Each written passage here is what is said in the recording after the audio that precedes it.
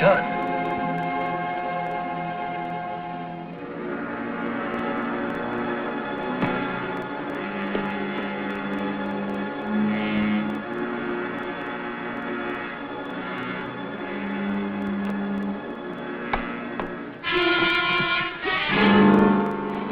Where is it? Where is what? Get out of here, both of you. I'm quite serious. Where is it? When my husband finds out about Maybe you'll this... think twice when he does find out.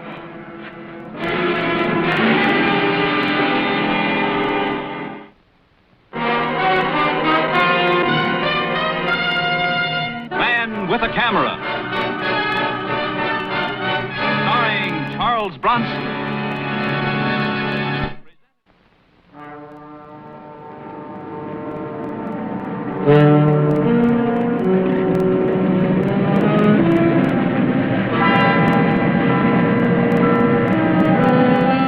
I'm Mike Kovac, photographer.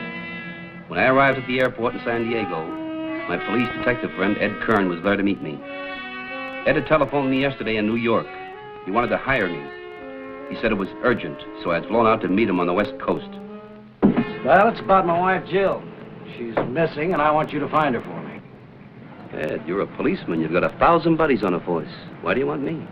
Well, the thing is, when we were married, there was a lot of talk, even in the department. See, the first time I ever met Jill was when I arrested her.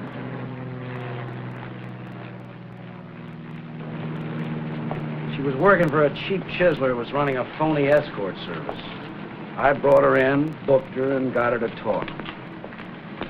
Then this fresh kid in the prosecutor's office tried to build himself a case. He twisted everything around so it looked like she was part of the racket, but it wasn't true.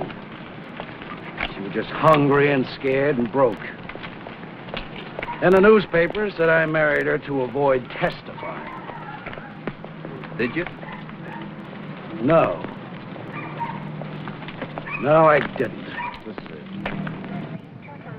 Look, Mike, I love Jill. That's why I married her. It's why I called on you. If I turn this over to missing persons, it'll be in the newspaper tomorrow, and they'll drag her right back through that muck all over again. Well, that's fine. It's okay. If it brought her back.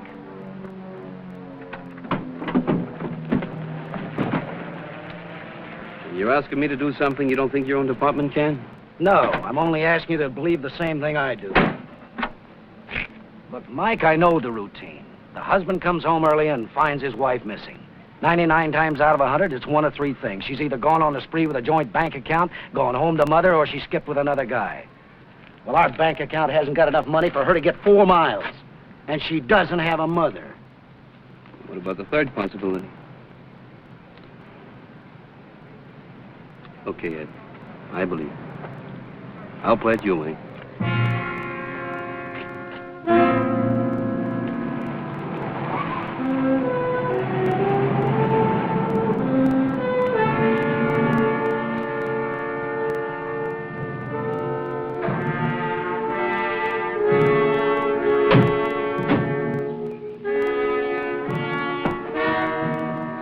Last time you saw Jill was when?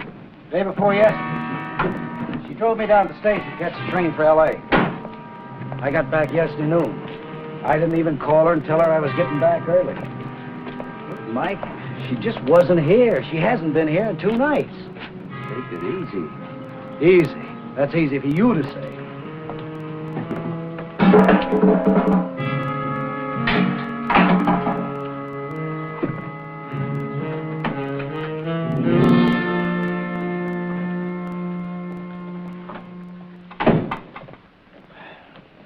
Jill had no idea you could wrap up your case in 1 day, huh? What are you trying to say, Mike? Ed, let's pretend I'm the law. I'll ask the questions and you answer them. Okay. Well? Well, she figured I'd be gone for 4 or 5 days. It's what I told her. Then, on the other hand... Mike, you don't think, but... I don't think anything yet. What's the matter with you? What about family? No, she hasn't got any as far as I know. Well, that is, except a brother in El Paso, Texas, by the name of Bob I've never met. But you can forget that because I called him. Any chance she might have followed you to L.A.? No, not L.A. or any place else. Look, I checked out the bus depot, the airport, the railroad station. I even checked out the taxi reports.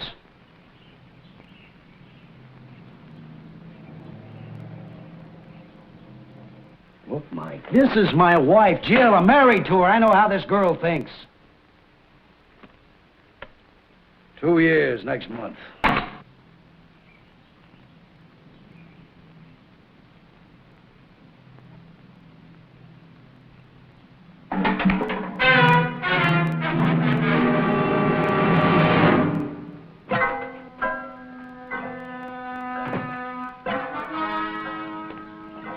Must be that kid next door. I'm just jumpy at everything. Well, let's not just stand around beating our gums. You hired me to find your wife, Bill, so let's check out her routines. Look, Mike, I told you. I said let's check out her routines. What's she do on Tuesday?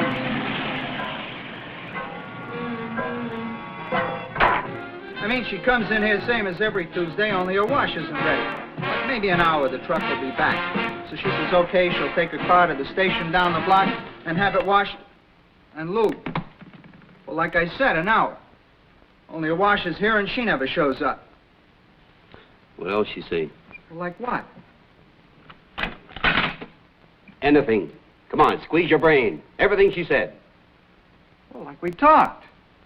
Like I kidded her about how it's lonely being married to a cop, and she kids back about how she's going to make some changes. What do you mean by that crack? Well, that's what she said. I said, what do you mean?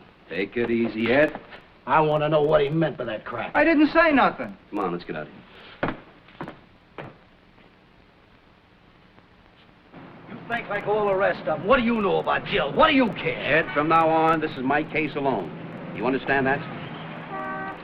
Okay.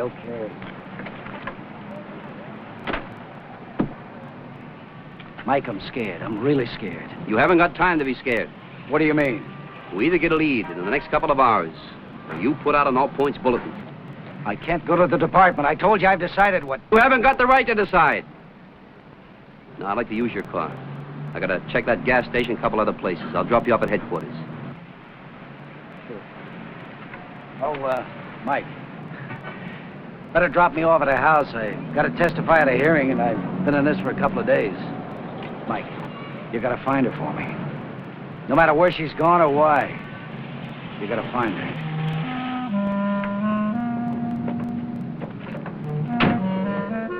I took Ed home so he could change clothes. I was going on to the service station where Jill had her car washed and lubed.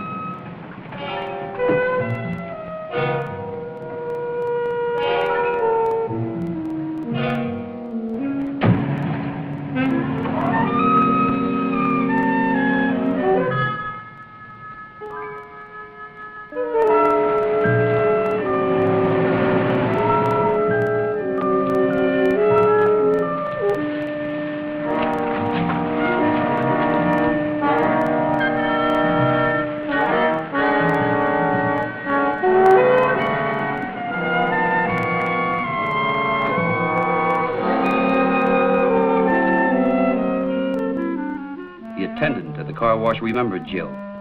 She was a regular customer. And the last time in, she had her car washed, lubed, and steam cleaned, and she'd left a package.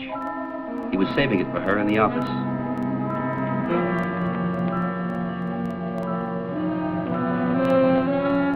I took it off the front seat when I washed the car. Forgot to give it to her when she left. You'd think she'd come back for this had she known she lost it, wouldn't you? Yeah, you'd think that. Yeah. Ed was still testifying in court. I waited outside the courtroom to tell him what I'd learned about Jill. Hiya, Mike. Find anything? Well, maybe something, maybe nothing. But I know where Jill went after she left you off at the station. Where? Tijuana. Tijuana? What for? To buy this. Maybe it's a present for you. You know, Tijuana's only a half hour from here. This is the bill. It says 1 pair of initialed cufflinks. There's only one thing wrong, Mike. What? This isn't my initial. That's the initial R. Whose initial is R? Mike, do you think maybe this is some guy... No. And don't you start thinking that either. I'll belt you one, Ed. Now, when are you through here? Oh, I have to wait till they call me. When you're all done, hang around the office. I might be calling. Yeah, sure.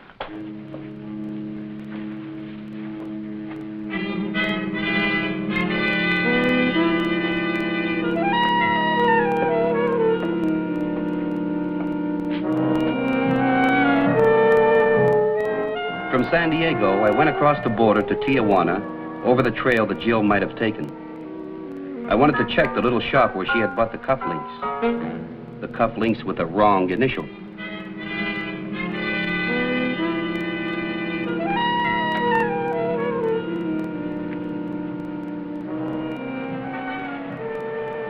There's something I can show you? Looking for the manager. I am the owner. Oh, then you're Mr. Ganza. Yes, that's right. Remember the woman that bought these day before yesterday? Well, we have so many customers. Another shop, perhaps. Your shop. Signed and dated. Yes, apparently you're right. This is my handwriting and the lady's name and address. The customary duplicate form, protection for the tourists. Yes, I do remember her now. Excellent taste. Hand-buffed silver, the cufflinks. A birthday gift. For who? Oh, of course I did not ask her. I'm sorry I cannot be of help to you. I'll just keep that. Yes, of course. Thanks. You are from the San Diego police, no doubt. Why? Merely your questions. Well, you might just say that I'm a husband looking for his wife. That is, if you know anybody that's interested. Of course. In fact, you can rely on it. That's just what I'll do, Mr. Ganza. Rely on it. Follow me.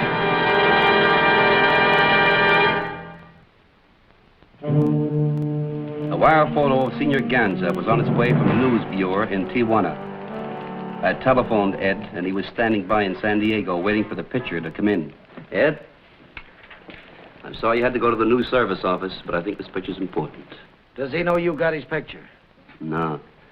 I used a miniature camera set. Looks like a cigarette lighter. Now, this is the dope. Carl Ganza. Ganza. He's got a gift shop down here. Check him out for me, will you? Find out where he's from, who he is, and if he's mixed up in any border rackets like dope, hot cars, even parakeets.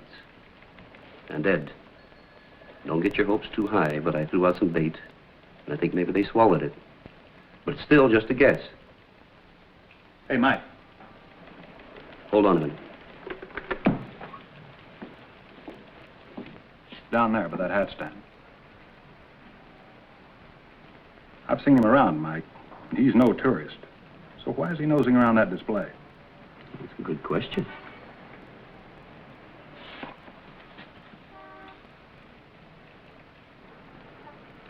Oh, yeah. Gan's shop.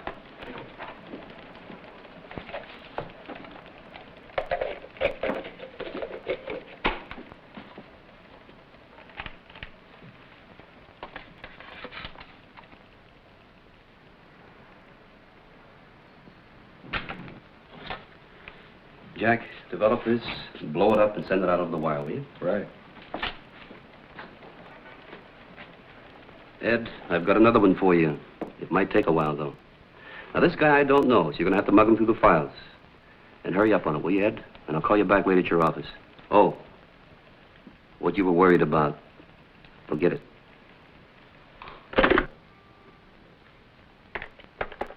On my way back to San Diego, I stopped at the border to check out a hunch with the customs authorities. Kovac. Sure, New York, right? Right. You on a case down here? Oh, just sort of checking out a theory for a friend. Smuggling over the line here? Well, I don't say it can't be done. But that's why we're here, to stop it. Well, look, this is just an idea. Let's see if it makes sense. Now, suppose a housewife leaves San Diego, drives to Tijuana to buy a gift for a friend, something like a pair of cufflinks. And she finds what she wants in a shop. Now, the clerk wraps it up and gives her a receipt. Customary procedure. That's for us. Valuation check at customs. Well, now he writes her name and address on the receipt. No reason for that at all. You mean if it's legitimate? But suppose they want a carbon of the address for later.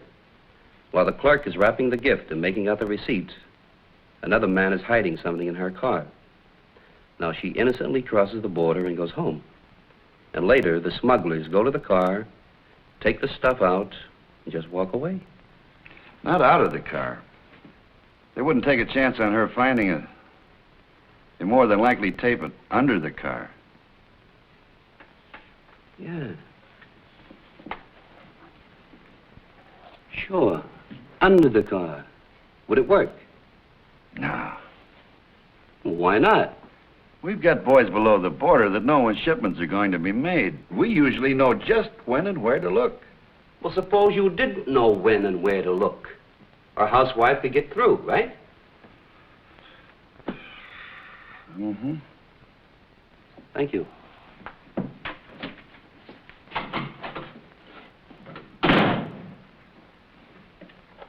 Harry? Yes, sir. Listen, have the boys start checking under more cars. Under the car? That's right, under. I don't care how much time it takes. Okay.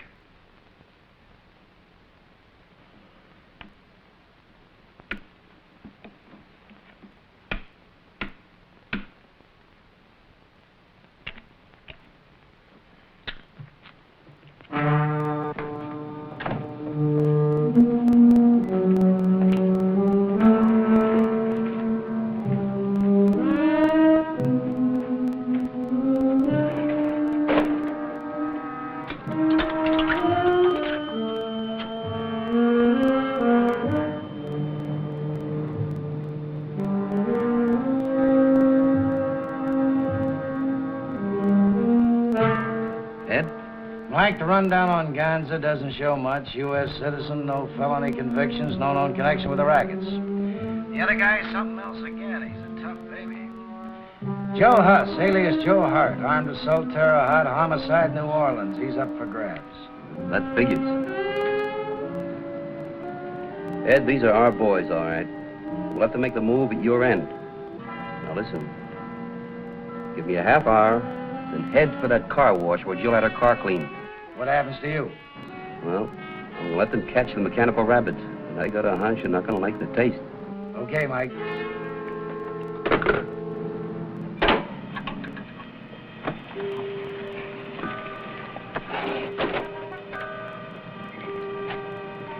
Okay.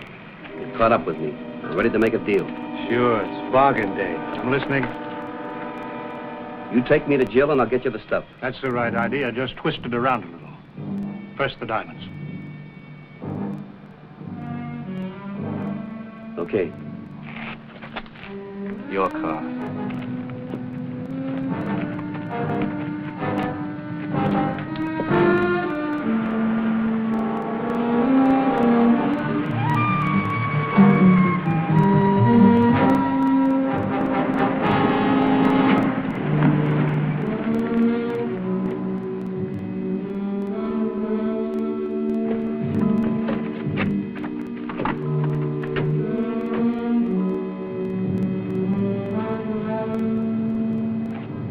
What are you trying to pull, my friend? Why here?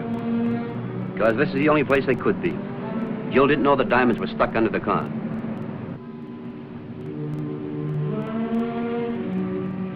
I had told Ed to meet me at the car wash in half an hour. But he wasn't around. I'd have to stall.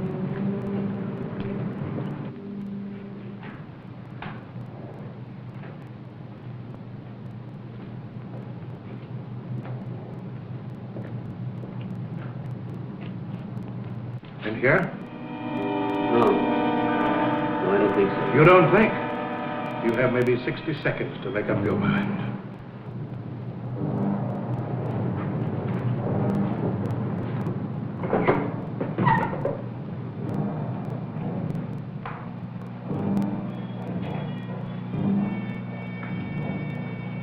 Let's see, Jill had her car steam cleaned.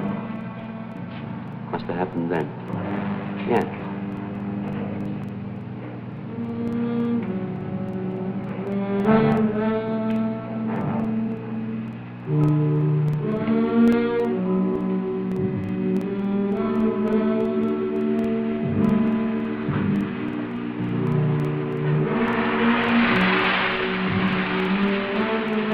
to kill him right now.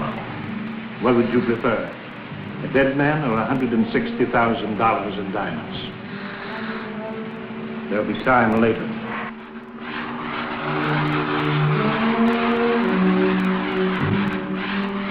This whole setup smells like an act to me.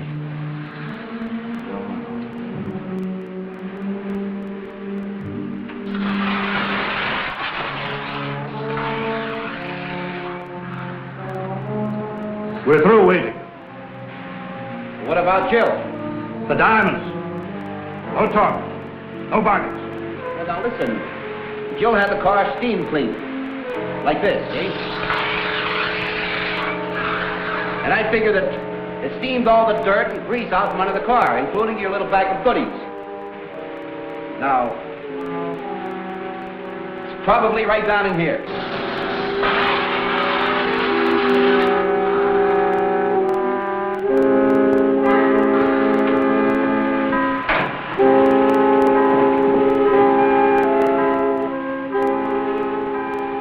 There's nothing here.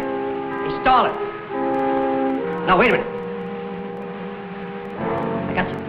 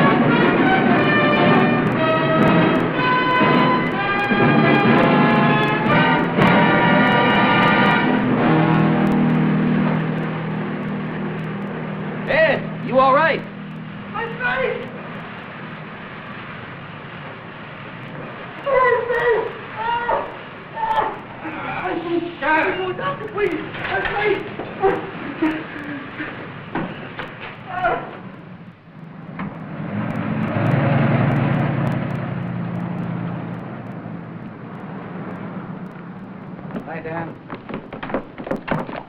I wasn't worried for a minute. When a girl's married to a detective, what you got to be afraid of? I knew Ed would find me. Well, really, sweetie, it wasn't me. You are married to a fine cop. The best. Jill, I think this belongs to you. Oh, Bob's present. Now it'll be late for his birthday. Bob's? Sure, Robert. Her brother. What a great cop I am. Yeah, what a great cop you are. I asked you to meet me at that car wash. Where were you? I was there, Mike. I thought I'd lay low, maybe they'd spill to you.